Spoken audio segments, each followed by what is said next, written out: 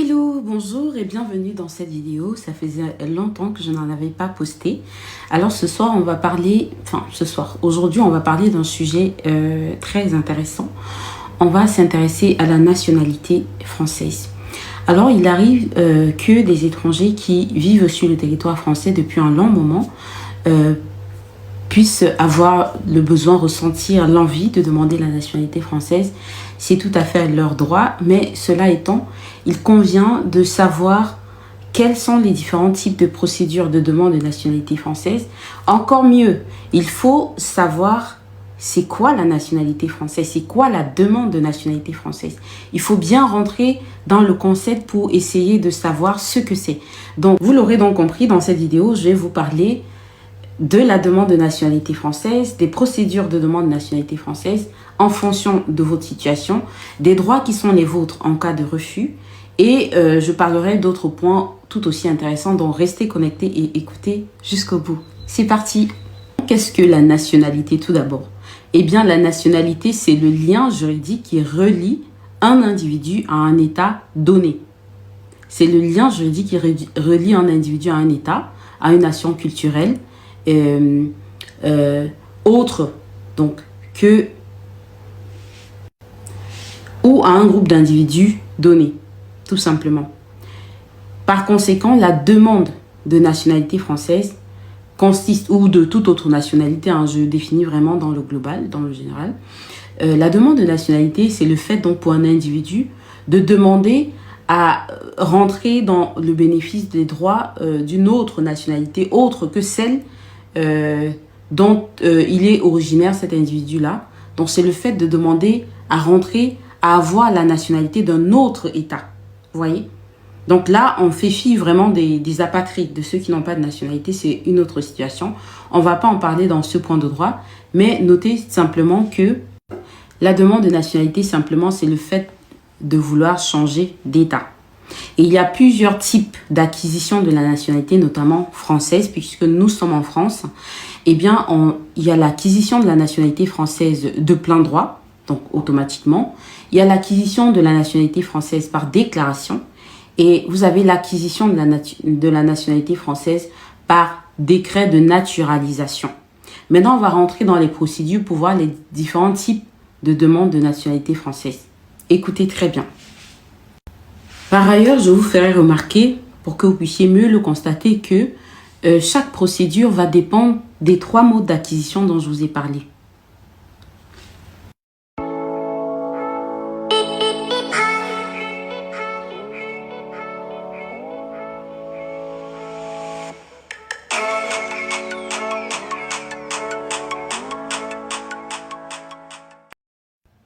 Alors, pour ce qui est de l'acquisition de la nationalité française de plein droit, donc automatiquement, sachez qu'il n'y a aucune procédure à faire, il n'y a aucune démarche à faire.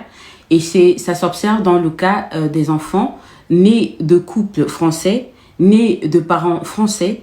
Ça peut être également des enfants nés de parents apatrides.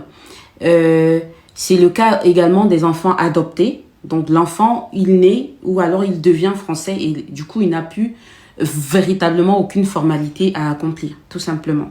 Maintenant, pour ce qui est de l'acquisition de la nationalité française par déclaration, c'est tout autre chose, ainsi que l'acquisition de la nationalité par décret.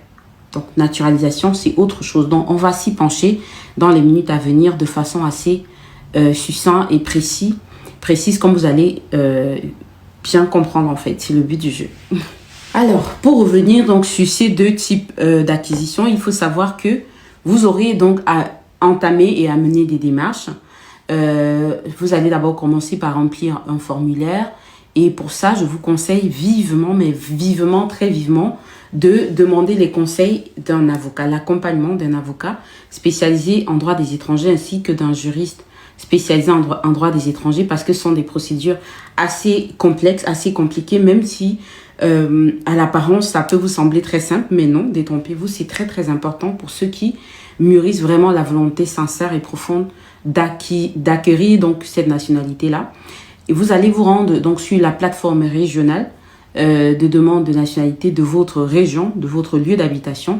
C'est par là que tout va commencer. Le dossier pour les 2 autres modes d'acquisition doit être déposer au niveau de la préfecture de votre lieu de résidence. Si vous vivez à l'étranger, eh bien, vous allez le déposer au consulat de votre pays de résidence, tout simplement. Et à ce moment-là, l'administration dispose d'un délai de 18 mois, donc 1 an et demi par là, pour vous répondre, délai qui peut être prolongé éventuellement de 3 mois si nécessaire. Avant de se prononcer sur sa décision, la préfecture peut être amenée à faire des enquêtes sur votre conduite, sur votre assimilation et sur votre comportement dans la société française, tout simplement votre loyalisme. Vous savez très bien que vous ne devriez en aucun cas représenter une menace à l'ordre public. C'est très très important, c'est la base. Et à l'issue de ça, la préfecture vous apporte donc sa décision. S'il s'agit d'une naturalisation par décret, eh bien, la préfecture va envoyer votre dossier au service du Premier ministre, tout d'abord. Veuillez noter aussi, et c'est très important, qu'en cas de refus, vous pouvez faire des recours.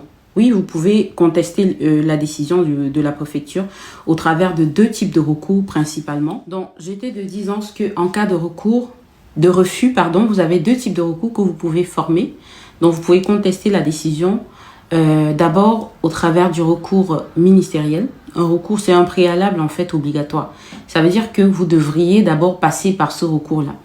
Pour moi, ça reste une absurdité en ce sens où c'est un peu comme dans les cas d'OQTF en fait. On vous dit, la préfecture vous remet l'OQTF une décision portant obligation de quitter le territoire et vous derrière, vous faites un recours gracieux pour demander à la même autorité préfectorale qui vous a délivré l'OQTF de revenir sur sa décision.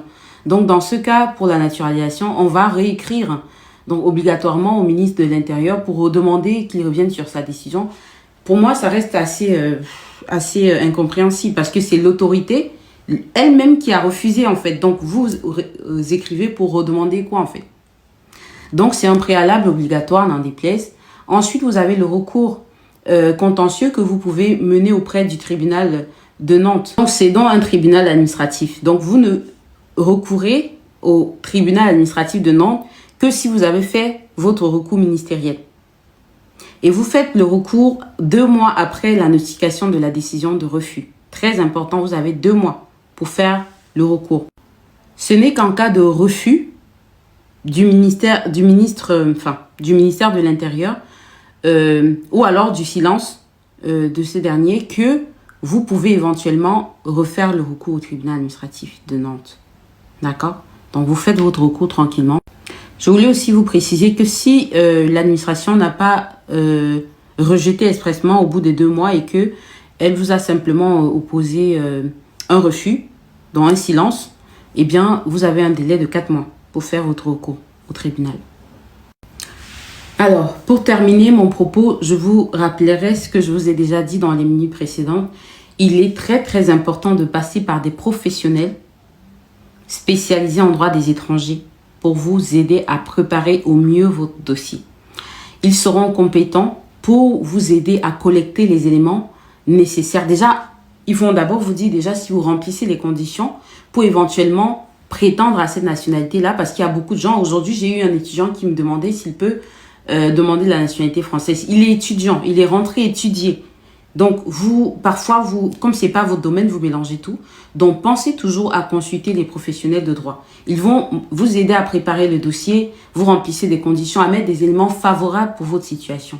Si c'est votre cas, contactez-moi sur Instagram LadyB Officiel, YouTube LadyB Officiel pour vous aider à remplir au mieux votre dossier en tant que juriste professionnel du droit des étrangers. Voilà.